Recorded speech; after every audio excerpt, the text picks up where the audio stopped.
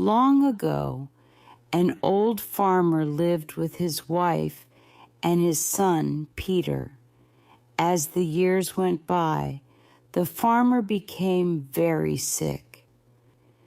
After some time, he died, leaving his wife and son alone. Oh, my poor husband, he was such a good man. How could this happen? His wife cried. She cried for many days. Her son tried to make her feel better, but he couldn't. Then her sadness changed to worry. At night, she looked up into the sky and asked, What are we going to do? How are we going to live? After many weeks like this, she began to take control of herself again and make plans for herself and her poor son. Her husband had left them some money, 200 pounds. When they had finished almost all of the food they had in the house, she gave Peter half the money and said, Go into town, my son, and use this money to buy salt, flour, and bread. I hope this food will last until spring. Then we can look for work. Peter did as his mother asked. He put the money in his pocket and walked into town. As he passed a butcher's store, he saw that a crowd of people had gathered. The butcher had tied an old dog to a tree. He was beating the dog, and the dog was crying in pain. Peter pushed through the crowd and shouted, Butcher, why are you beating this poor dog? Because this poor dog ate some of my best beef this morning. That's why. How can I earn money when this stupid animal eats my best meat? Oh, but I'm sure he was only hungry, and he looks so sad. Listen, I could use a dog. Why don't I buy him from you? I'll give you 100 pounds for your dog. The butcher laughed. You can't be serious. You want to spend 100 pounds on this dog? Yes, I'm serious, replied Peter. Then you must be crazy. But you've made me happy, even if you are a madman. So give me the 100 pounds, and I'll give you the dog. Certainly, said Peter, and he took the poor, frightened dog away. He began to walk back along the road, out of the town, and toward his home. They walked slowly until they came to a tree that had fallen by the road. Peter sat down, brought the dog close to him, and looked into his eyes. Leo, that's what I'll name you, and you'll have a safe and happy home with my mother and I. The grateful dog jumped up and kissed Peter's face with his big pink tongue. He knew that Peter had saved his life and was a kind and gentle person. The two friends then continued walking slowly home, side by side.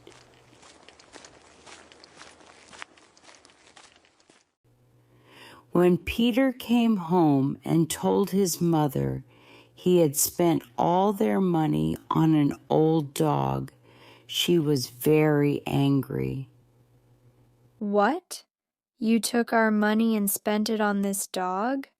What good can this be to us? You know we have nothing. I've made one small cake with the last cup of flour we had left. That's our dinner tonight, and there's nothing else. Do you understand? Oh, what would your father do if he could see us now? But, Mother, this dog is our good luck. Peter tried to say. His mother was not listening. Without speaking, she gave Peter half of the small cake she had made and left him alone to eat it. Peter shared his small meal with Leo, the dog. The next day, Peter's mother sent him into town again. But before he left, she sat him down and spoke to him in a serious voice. These are our last 100 pounds. You must not waste them this time. You must buy food so we can eat. Do you hear me? Yes, Mother, Answered Peter. He left their house and walked along the road into town with the 100 pounds in his pocket. On his way into town, Peter saw a small boy who had tied a rope around the neck of an old cat and was dragging her along the road. Peter couldn't bear to see this terrible treatment of a poor animal and asked the boy why he was doing it. Because this cat stole one of my mother's special cookies. I'm going to show her what happens to a cat that steals. I'm taking her to the river and I'm going to throw her in. Don't do that. I've been thinking that I would very much like a cat. I'll buy her from you for 100 pounds. Said Peter. 100 pounds for this old thing with a funny tail. You're joking, aren't you? Laughed the boy. Oh no, I'm very serious, and here are the 100 pounds to prove it. Said Peter. The boy couldn't believe it when Peter gave him the money. He happily untied the cat, which jumped into Peter's arm. Peter turned and began walking home with his new friend. He decided to name her Pika. When Peter came home this time, carrying an old cat with a bent tail instead of the food they needed, his mother was very, very angry. Peter tried to calm her anger. Mother, this is our second piece of good luck. But she threw him out of their house and shouted at him to make his own way in the world and to take the dog and the cat with him. So Peter left home to look for work and a place to live. His friends, the cat and the dog, never left his side. One evening, after lots of days of searching, Peter came into a small village and saw a priest who was just closing the door of his church. The priest was curious about this young man with the dog and the cat and started a conversation with him to find out more. Hello, young man. Where are you going with your two friends? I'm looking for work and a place to live. Well, if you work for me for 3 years, you won't have a contract, but you'll have a roof over your head and food for you and your friends. And at the end of that time, you'll be paid well. So Peter accepted the priest's offer and proved to be a good and honest worker. At the end of the 3 years, the priest came to Peter. You've been a good worker, and now your 3 years with me have ended. I said that you would be paid well, and you will be. You may choose one of these 3 payments. He then put in front of Peter a bag of gold, a bag of silver, and a bag of sand. Peter thought about it. If he chose the gold, he could buy whatever he needed for a long time. He could be almost as wealthy with the silver, but the sand? Why was the priest offering him a bag of sand? This must be some kind of test. And in this simple test, I think there is some kind of deeper meaning. Thought Peter. So he stepped forward and said, I'm going to choose the bag of sand. Well, if you don't like silver and gold, of course take the sand. The priest answered, and he gave Peter his bag of sand.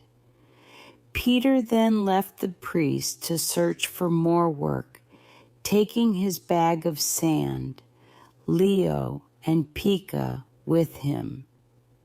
The bag of sand was very heavy, and sometimes Peter wanted to leave it behind, but he never did. After walking for days, he came to a dark forest, so quiet that it seemed no one had ever stepped inside. In the center of the forest, a fire was burning, and a beautiful young woman was tied to a tree in the middle of the flames. The fire was almost touching her, and she would soon be burned alive. When the young woman saw Peter, she shouted, "Oh, sir, please stop this fire. I promise to bring you good luck for the rest of your days if you help." Peter didn't care about the good luck she promised. He just wanted to help the poor girl. So he quickly took his bag of sand and threw it on the fire to stop it. "Thank you. Thank you, you've saved my life," cried the girl as Peter untied her. When she was free, the girl told Peter that she was the daughter of the king of Elfheim Kingdom, and that a cruel king who was at war with her father had done this to her. She then asked Peter where he had gotten his bag of sand. Peter told her he had chosen the sand instead of gold and silver for his 3 years' work for the priest. She said to Peter, "Well, if you chose that sand and not silver or gold, it must be very important to you. I will always be grateful for your wonderful kindness, and to prove it, I want you to have this ring." As she said this, the girl gave Peter a beautiful gold ring with shining jewels in it. "This ring is very special.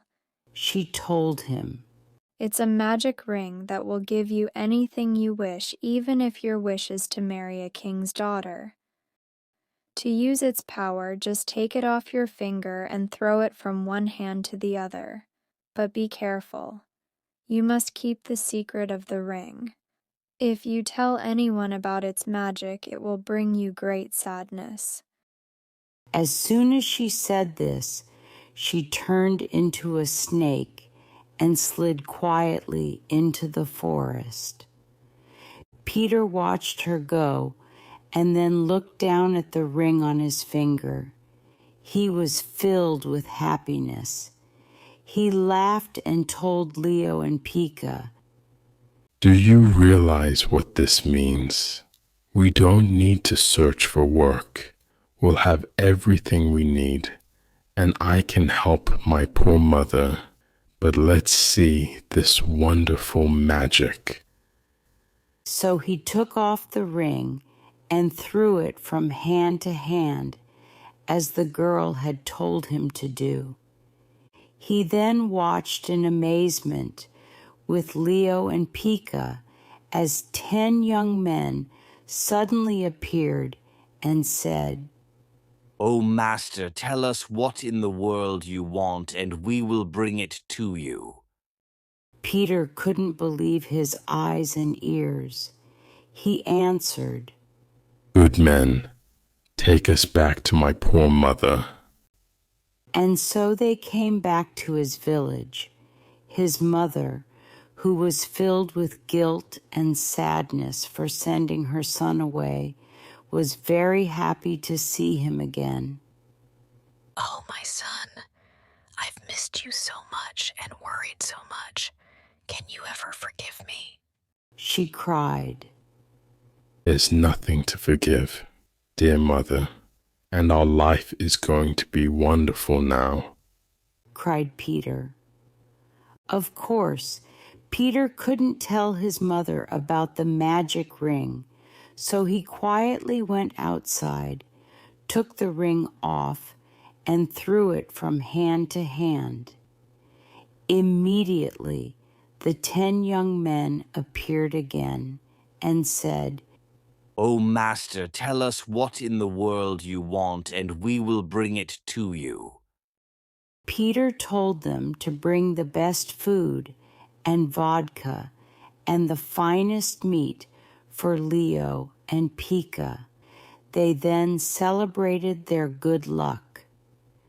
They all lived together in happiness for many months.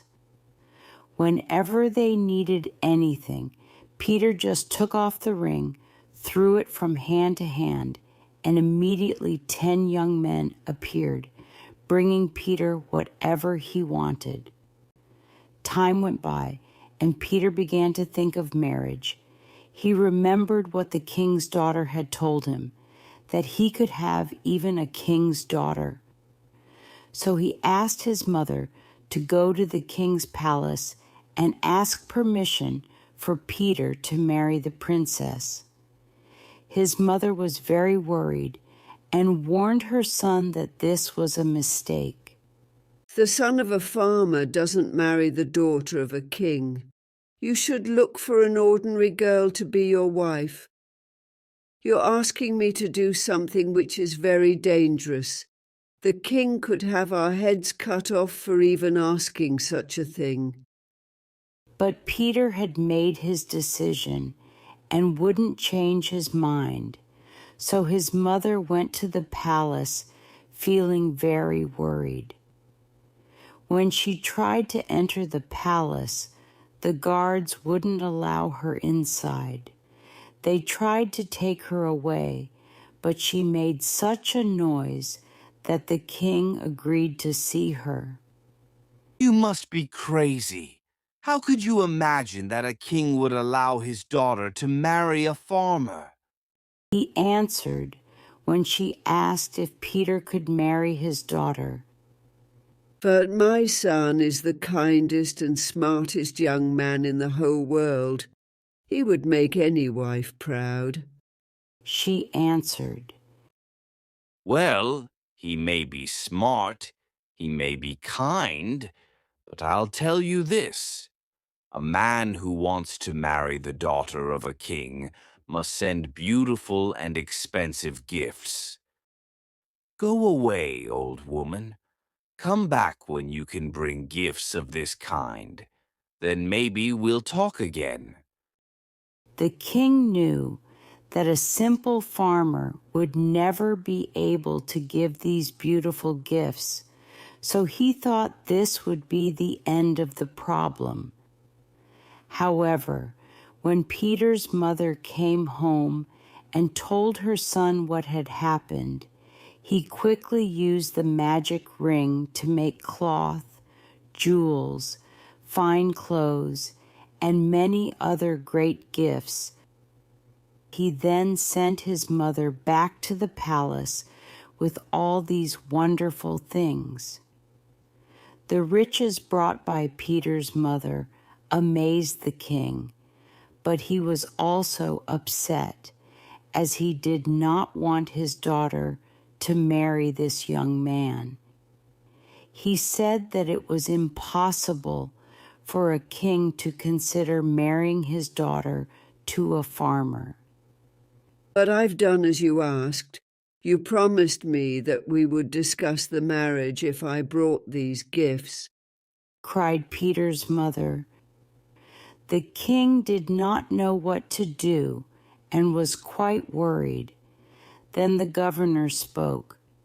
My dear king, may I make a suggestion?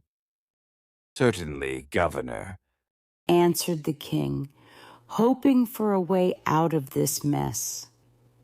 Thank you. If, as this woman says, her son really is the smartest young man in all the world, then he must build a beautiful palace next to yours for his wife to live in. And he must build a bridge of pure silver with mango trees on either side with fruit of silver and gold. He must also build a great church for the couple's wedding. I suggest that if this woman's son is smart enough to do this, he can marry your daughter. If not, both mother and son should lose their heads. The king happily agreed and told Peter's mother that her son must produce these things by the next morning, or they would lose their heads. Peter's mother rushed home with this news, thinking that they would certainly die. But Peter wasn't worried. The next morning, the king woke up and went outside to start the day. When he stepped into his garden, he was amazed.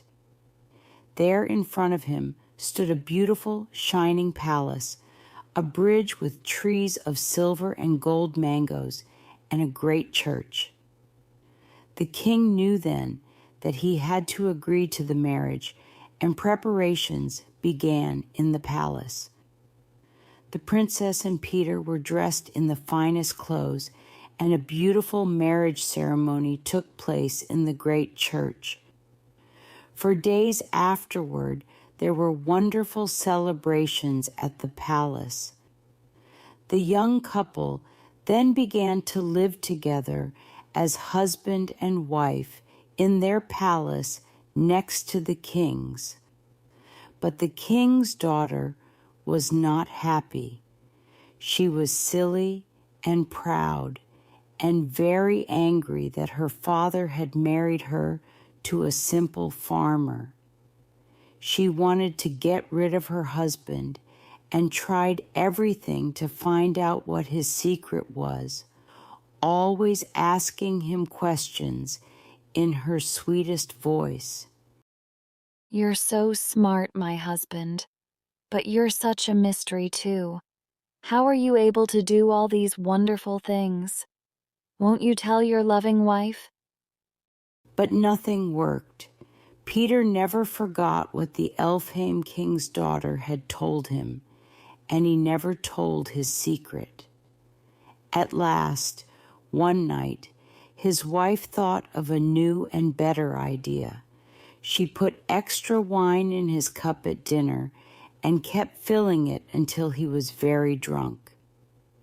She then kept him talking until he finally told her all about the magic ring. As soon as he was asleep, she took the ring from his finger and used it to take herself, the palace, the bridge, and the church to a faraway kingdom, leaving Peter lying alone in their bed. When the king found the next morning that his daughter was gone, he was very angry. He wanted to know where she was. But Peter was as surprised and confused as the king and could not tell him anything. So the king ordered his guards to build a high stone tower. Peter was locked up in this tower. There was only one tiny window, and he was given no food or water. The king planned to punish him with a long, slow, lonely death. Leo, the dog, had been hunting, and when he came back, he was very upset about what had happened to his friend. He ran to Peter's mother's house to tell her and found Pika the cat lying by the fire, sleeping happily. What are you doing here? Leo shouted at Pika. You only think about your own comfort when this terrible thing has happened to our friend, the man who saved our lives. Why aren't you trying to help him when he's in trouble? Pika felt very guilty and quickly left the fire. She then listened carefully as Leo told his plan to trick people in the village out of their food and take it to Peter. The next day, Leo and Pika went into the village to carry out their plan. Pika got under the feet of shoppers as they walked home with their breads. When they dropped the bread, Leo caught them, and the dog and the cat ran away. When little Pika climbed the stone tower and sat in the one tiny window with the first bread, Peter cried with joy. My dear friends, you haven't forgotten me. So their plan was a success, and Leo and Pika managed to keep Peter alive in this way for a year. When the year ended, Leo decided that Peter couldn't live this way for much longer. He told Pika, We must go together and try to find the magic ring that has caused all this pain and trouble. So they left together and crossed mountains, rivers, and even an ocean, with Pika holding on to Leo's back. After lots of months, they arrived in a faraway kingdom and found the beautiful palace that Peter had created for his wife, using the ring. Leo told Pika to find her way into the servants' rooms, and whenever they needed anything, to run quickly and get it for them.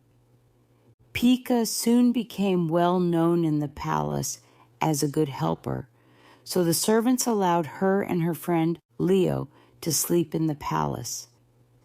In this way, Pika and Leo were able to walk around and watch the king's daughter closely. They saw that she always wore the ring. They wondered if she took it off to sleep, but her bedroom was the one room they weren't allowed into, and they were both too big to slide in under the door. Only a mouse was small enough to do this, so they decided to travel to the kingdom of the mice. We must show them that we are strong and powerful, so they will be frightened of us and agree to help us. Leo told Pika, and this is what they did. They went to the mouse kingdom and bit the mice until they were so afraid that they surrendered. We can't fight you. What is it that you need? We are your servants. The Mouse King asked them. Leo told them about the ring. So the Mouse King asked one of the mouse soldiers to slide under the princess' door that night and steal the ring. At midnight, when the whole palace was asleep, the mouse soldier went quietly into her room and up onto her bed. Then he gently took the ring off her finger. The next morning, Leo and Pika had the magic ring back, the ring that would save their friend. They began to prepare for their long journey home. Pika put the ring in her mouth and climbed onto Leo's back as they began to cross the ocean once again. Leo and Pika were filled with joy and rushed back to the tower. Pika then quickly climbed up the stone walls and threw the ring inside through the tiny window. Peter, who had not eaten for days, was very happy when he saw it. He instantly threw the ring from hand to hand and ordered the 10 young men to bring him food and wine. He had his 2 friends brought up to be with him and celebrate. He then asked musicians to play music so beautiful that people could do nothing except listen to it and be joyful. Back in his palace, the king heard the music in the tower. He was very angry that instead of dying, Peter was celebrating. He sent his guards to stop this, but the guards could do nothing except stand and listen to the music. The king then sent his soldiers to stop the noise, but they could do nothing except stand and sing happily. So in the end, the king went himself, but he found that he couldn't move either. He then gave up and told Peter that if he tells everything, he would be forgiven. So Peter went with the king to the palace and told him the story of the ring and what the king's daughter had done. The king was very sad to hear this and told Peter, I know that my daughter should be killed for what she has done to you, but she is my daughter.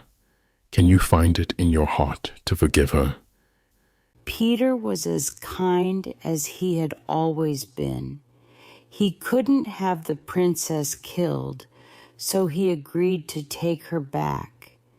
The king was happy that his daughter would live, but he was still sad about her behavior.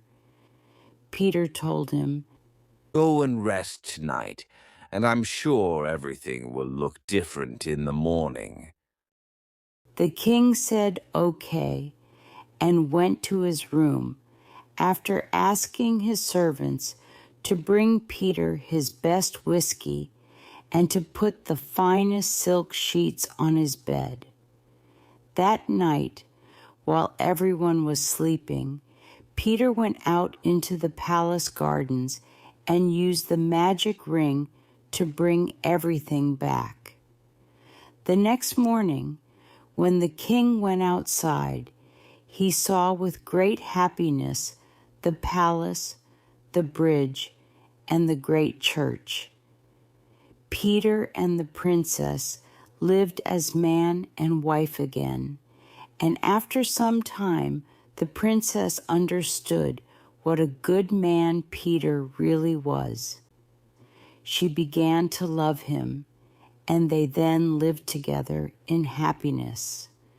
Peter never took off the ring from his finger, and his friends Leo the dog and Pika the cat were always by his side.